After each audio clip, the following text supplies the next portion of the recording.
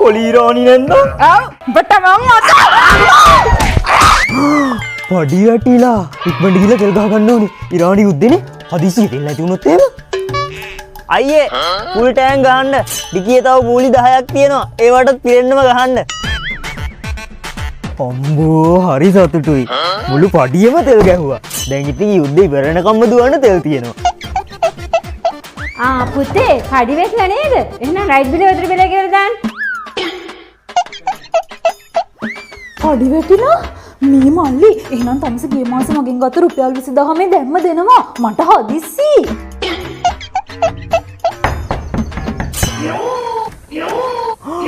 පොලිරාණි නැන්ද? ආ පොලිරාණි තමයි.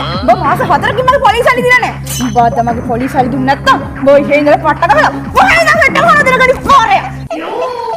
අනේ පොලිරාණි නැන්දේ මට තව එක මාසයක් කල් දෙන්න. තිබ්බ සල්ලි වලින් තෙල් ගැහුවා. මම අනිවාර්යයෙන්ම පුළුවන් නම් ඊළඟ මාසෙක නෙත් දෙනවා. උඹට මාසයක් නේ? උඹට මම මහත්තයා දුන්නා හරි දෙන්නකෝ. අනේ පින් මහත්තයා නෝනා අනේ කීයක් හරි දෙන්නකෝ. නෝනා උදේ ඉඳන් කාලා නැහැ. කීයක් හරි දෙන්නකෝ.